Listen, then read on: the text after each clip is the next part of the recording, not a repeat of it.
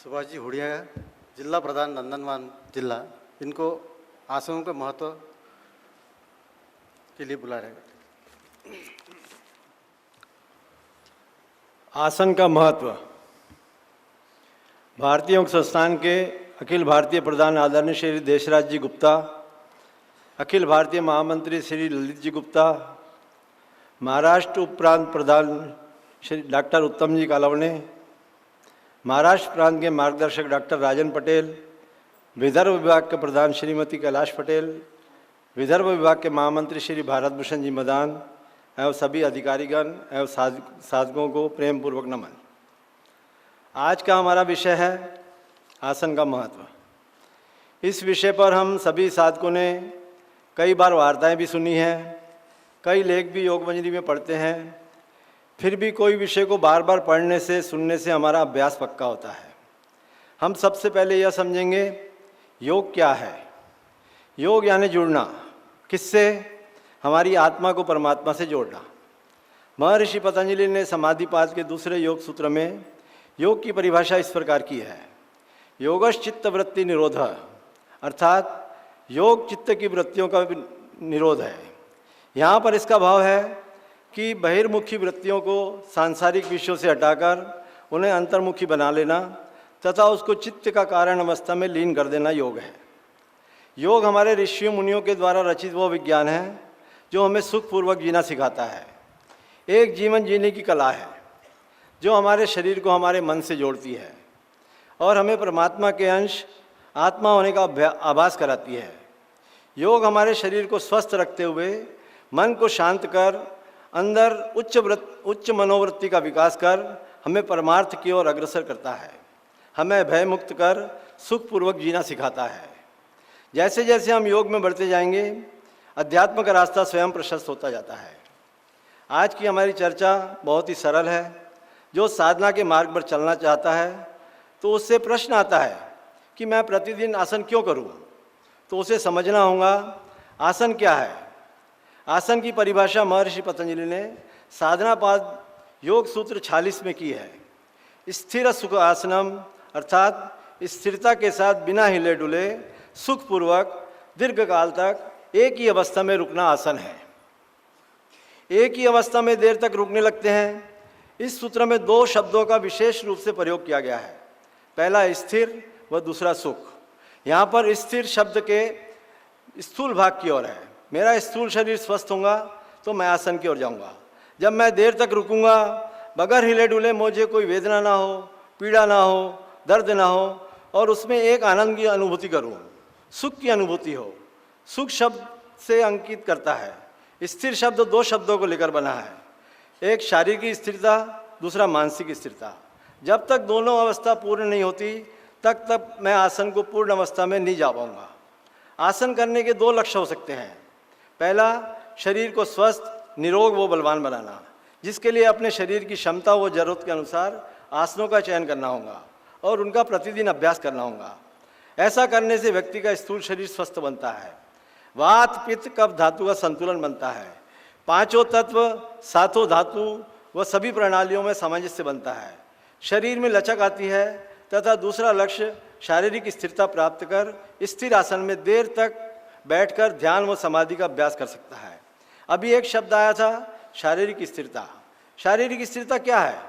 मेरे शरीर में लचक है, मेरा शरीर स्वस्थ है, मेरे शरीर में रोग नहीं है। ऐसा कब हो सकता है? प्रतिदिन आसनों के अभ्यास से इस अवस्था को प्राप्त कर सकते हैं। जब मैं आसनों का पूर्ण जानकारी हासिल कर लूँ, शुरू में सूक्ष्म क्रियाएं, बैठकर करने वाले आसन, खड़े होकर करने वाले आसन, पीठ पर पेट पर लेटकर करने वाले आसन, मैं जब करने लगता हूँ शारीरिक स्थिरता के साथ मुझे मानसिक स्थिरता प्राप्त करना है। मानसिक स्थिरता कब होंगी? जब हम मन के स्तर पर स्वस्थ हैं, तब मन सुख की अनुभूति करता है, भीतर से शांत होता है। उसके लिए आसनों में विश्रांति वाले आसनों का, ध्यानात्मक आसनों का चयन करते हैं, जैसे वज्रासन, शिथिलासन, सुखासन, सिद्धासन, स्वस्तिक आसन, पद्मासन। ये आसन हमारे मन को शांत करने वाले आसन है, मानसिक स्थिरता देने वाले आसन है।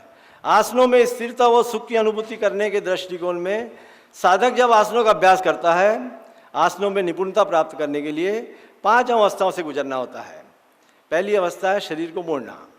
पहले हम शरीर को मोड़ना, खींचना तथा तानना सीखते हैं। जो साधक शुरू में सीखते हैं मोड़ नहीं पाते, खींच नहीं पाते। क्यों? शरीर में कड़ापन है।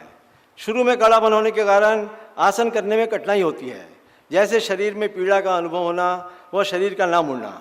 अतः प्रारंभ में साधक को कड़ापन ठीक कर शरीर में लचक लाने के लिए सूक्ष्म क्रियाएं, सरल आसन धीरे धीरे करना है, तब लचक आती है। कभी भी मन में यह भाव नहीं लाना है कि मैं साधना नहीं कर सकता। आप विश्वास कीजिए, जो बेड पर हैं, नीचे ज़मीन पर नहीं बैठ सकते, वो भी आसन कर सकते हैं। अपनी क्षमता के अनुसार प्रकृति को देखते हुए सूक्ष्म क्रियाएं, ताड़ासन, कमर चक्रासन, उष्ट्रासन, भुजंगासन तथा मकरासन काफ़ी सहायक होते हैं। जितनी शरीर को धीमी गति से देंगे उतना ही शरीर पे अंतरंग प्रभाव बढ़ जाएगा। दूसरा है श्वासों का समन्वय।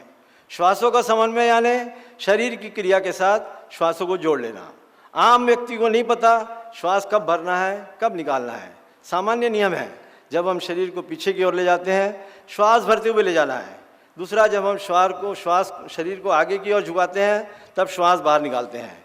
तीसरा, किसी भी आसन में कम देर तक रुकते हैं तो भीतर या बाहर जो आसन का निर्देश हो उसके अनुसार करना है। चौथा, किसी आसन में देर तक रुकते हैं तो सामान्य श्वासों के साथ रुकें। केंद्रों में नए साधकों से श्वासों की बातें नहीं करना है। नए साधक श्वास नहीं रोक पाता, कुछ दिनों का अभ्यास के बाद वो कर पाएगा। धीरे धीरे साधक अंतिम अवस्था तक बढ़ने लगता है। श्वासों के साथ साधना करने लगेगा तो उसका मन शांत होने लगता है, और शांत मन साधक को मानसिक स्थिरता देने वाला होता है। तीसरा है स्थिरता। शरीर को खींचना, तानना, मरोड़ना, क्रिया के साथ श्वासों का तालमेल बनाना और स्थिरता। स्थिरता यानी रुकना। आसन की पूर्ण स्थिति में पहुंचकर देर तक ठहरने से है। यहाँ दो अवस्था हैं। जब वह शिक्षक के निर्देश से रुकता है, शिक्षक कहता है अपनी क्षमता के अनुसार रुको। कुछ दिनों में वो अच्छी देर रुकना शुरू करता है। हमारे आसन की पूर्ण स्थिति यानी बगैर वेदना के निश्चित समय रुकना। आसन में स्थिरता लाने के लिए प्रतिदिन अभ्यास करना होगा। प्रतिदिन अभ्यास करने से निपुणता आती है। आसन की स्थिरता के स्तर को ऊपर उठाती है, जो ध्यान में जाने में सहायक है। चौथा है एकाग्रता। एकाग्रता का अर्थ है मन को टिका देना। हमारा मन इधर उधर ना भटके, मन किसी एक बिंदु पर टिके। यह प्रयास हमारी साधना को अंतरंग करने वाला होगा। एकाग्रता की दो अवस्थाएं होती है, एक स्थूल बिंदु, दूसरा सूक्ष्म बिंदु। स्थूल बिंदु यानी आसन की पूर्ण अवस्था में जाकर विशेष प्रभाव किसी अंग पर या ग्रंथि पर पड़ रहा है तो वहाँ पर अपने मन को लगाना, प्रभाव को महसूस करना। जब अच्छा अभ्यास हो जाएगा उसके मूल स्तोत्र बिंदु पर अपनी एकाग्रता को बदलना, उसको भीतर की साधना कहते हैं। किसी चक्र पर ध्यान लगाना, जैसे सर्वांगासन में शरीर का भार कंधों पर है पर एकाग्रता कंठ पर है। आसन में निपुणता प्राप्त करने पर ध्यान का केंद्र विशुद्धि चक्र बन जाता है। बात का बिंदु पूर्व बिंदु की अपेक्षा अंतरंग है। कभी कभी ये एक भी हो सकते हैं, पर बहुधा अलग अलग इसलिए होते हैं कि साधना परिपक्व नहीं होती। इस अवस्था में अंतर्मुखी होने में सहायता मिलती है। यहाँ से हम धारणा का अभ्यास प्रारंभ करते हैं। पांचवा है मंत्र जाप। जब साधक मूल स्तोत्र बिंदुओं पर अपने मन को टिकाने लगता है, ऐसी साधना के स्तर को प्राप्त कर लेता है, तब उस अवस्था में जाकर मंत्र का जाप करना है, जैसे ध्यान में करते हैं। यह कब हो सकता है? जब आसनों की पूर्ण अवस्था में जाने के लिए मेहनत ना करना पड़े, अपने श्वासों को नियंत्रण ना करना पड़े। जब हमारा शरीर और मन मेहनत ना करते हुए आसन की पूर्ण अवस्था में जाते हैं तो उसे प्रयत्न शैथिल्य की अवस्था कहते हैं। जब साधक ये अवस्था प्राप्त कर लेता है तो वह अवस्था आसन की निपुणता कहलाती है। इस अवस्था में मंत्र जाप कर सकते हैं और समाधि की ओर जा सकते हैं, साधना की मंजिल को प्राप्त कर सकते हैं। कभी कभी प्रश्न आता है कि आसन सिद्ध कब होता है। इसके लिए महर्षि पतंजलि ने आगे के स्तोत्र यानी 57वें सूत्र में कहा है, प्रयत्न शैथिल्य अनंतर समापित अभ्यास। आसन प्रयत्न शैथिल्य यानी प्रयास रहित होकर, यानी जब शरीर परिश्रम करना बंद कर देता है, जिसका कोई अंत ना हो, सीमा ना हो, शरीर में लीन होकर ध्यान लगाकर सुख प्राप्त कर लेता है, तो समझ लो वो आसन की सिद्धि को प्राप्त कर लेता है। यह बात निश्चित है, जब हम साधना करते हैं तो पीड़ा होती है, वेदना होती है, परंतु जब हम नियमित अभ्यास करते हैं, निष्ठा और विश्वास से अभ्यास करते हैं, तो प्रयत्न शैथिल्य की अवस्था में पहुंच जाते हैं। महर्षि पतंजलि ने समाधि पात्र सूत्र 14 में कहा है, स तु दीर्घ काल निरंतर सत्कार्य शिवितो दृढ़ भूमि। दीर्घकाल यानी आपको अपनी साधना को दिन, घंटे, महीने और सालों में नहीं बांधना है, जीवन पर्यंत करना है। यह मत सोचो 50 के हो गए, 60 के हो गए, 70 के हो गए, नहीं, जीवन पर्यंत साधना करना है। निरंतर यानी निरंतर साधना करना है, बगैर अवरोध करना है। हम सभी ग्रस्त हैं, कभी शादी में जाना है, कभी घर में मेहमान आ जाएंगे, कभी बाहर जाना है, इन बहानों में फंस गए, ब्रेक आ जाएगा। साधना में वो आपकी साधना को भंग कर देगा। परिस्थितियों के साथ समझौता करना सीखना होगा। सत्कार सीवितो, साधना करते समय श्रद्धा और विश्वास होना चाहिए। ईश्वर को पाना है, आध्यात्मिक जीवन जीना है, मानसिक स्वस्थ रहना है, आध्यात्मिक स्वस्थ रहना है, शारीरिक स्वस्थ रहना है। इन तीनों स्वास्थ्य को पाना है तो इस मार्ग पर श्रद्धा से आना है, पूर्ण निष्ठा से आना है। योगासन करने से पहले आसनों को 3 श्रेणी में बांट देना है। निम्न कोटि के आसन, जिन्होंने अभी साधना शुरू करनी है, इसलिए कि उनकी शक्ति कमज़ोर है, शरीर में लचक नहीं है, कोई रोग हो सकता है, वह जब इन आसनों का अभ्यास करेंगे तो उनकी शक्ति बढ़ेगी, उनका रोग ठीक होगा, उनके शरीर में लचक बढ़ेगी तो आगे के आसन कर पाएंगे। सूक्ष्म क्रियाएं ताड़ासन, कटी चक्रासन, हस्तपादुतासन, मरकट आसन साधारण आसन है, इसे आगे के आसन करने में सुविधा होगी। दूसरा है मध्यम कोटि के आसन। ये आसन थोड़े कठिन होते हैं। जिन्होंने निम्न कोटि के आसनों का अभ्यास किया है, इसमें पहले से ज़्यादा लचक आएंगी, आगे के आसन कर पाएंगे। कौन से आसन है? वक्रासन, सूर्य नमस्कार, योग मुद्रा, उष्ट्रासन, पादोतानासन, शलभासन इत्यादि। बाद में उच्च कोटि के आसन। ये आसन मध्यम कोटि के आसनों से और कठिन होते हैं, लेकिन जिसने मध्यम कोटि के आसनों का अभ्यास कर लिया है तो उन्हें उच्च कोटि के आसनों करना है। जिसके स्नायु मंडल मजबूत हों, मांसपेशियां मजबूत हो, हड्डियां मजबूत हो, जिनके जोड़ मजबूत हो, उन्हें उच्च कोटि के आसन करना है। मयूरासन, सर्वांगासन, मत्स्येंद्रासन, हलासन। आसनों को हम गति की श्रेणी में भी बांट सकते हैं। गतिशील आसन, स्थिर आसन। जब हमें वजन कम करना हो तो गतिशील आसन, जिसमें रुकना नहीं होता। गत्यात्मक नौकासन, गत्यात्मक नावासन, गत्यात्मक कटी चक्रासन, पवन मुक्तासन डोलते हुए, सर्पासन में दाएं बाएं डोलते हैं, चक्की चक्रासन। इन साधकों में इसमें बहुत फायदे मिलते हैं। दूसरा है स्थिर आसन। स्थिर आसन जिसमें बहुत देर तक रुकते हैं। इन आसनों में भीतर अंगों पर, चक्र पर, ग्रंथियों पर विशेष प्रभाव पड़ता है। यही आसन प्रयत्न शैथिल्य की ओर ले जाते हैं, निपुणता प्राप्त कर अध्यात्म की ओर बढ़ जाते हैं। सबसे महत्वपूर्ण बात है, आसनों के अभ्यासी को यम नियमों का पालन करना चाहिए। महर्षि पतंजलि ने 8 अष्टांग योग में आसन से पहले यम नियम रखे हैं। जब जीवन में थोड़ा पालन करते हैं तो आसन और प्राणायाम की साधना में तेजी से आगे बढ़ जाते हैं। महर्षि पतंजलि ने अष्टांग योग में 8 अंगों में आसन को तीसरे स्थान पर रखा है। यम नियम आसन, यम नियम को जीवन में लाएंगे तो ही आसन का अर्थ समझ पाएंगे। परंतु भारतीय योग संस्थान ने आसन को पहले स्थान पर रखा है, क्योंकि भारतीय योग संस्थान के केंद्रों पर 6 प्रकार के आसन करवाए जाते हैं।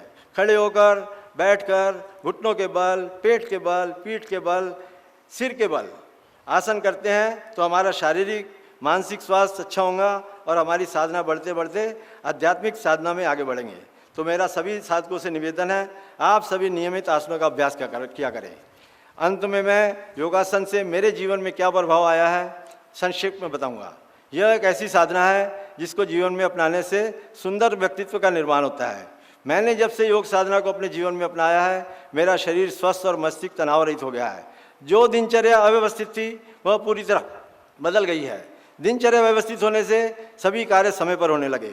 पग पग पर सफलता मेरे कदम चूमने लगी, जिससे आत्मविश्वास बढ़ा। जीवन में सभी कार्यों को सकारात्मक सोच के साथ करना मेरा स्वभाव बन चुका है। सफलता मिले असफलता, प्रत्येक कार्य को ईश्वर का कार्य समझ पुरुषार्थ करते जाना योग से ही सीखा है। इतना कहकर मैं अपनी वाणी को विराम दूंगा। धन्यवाद।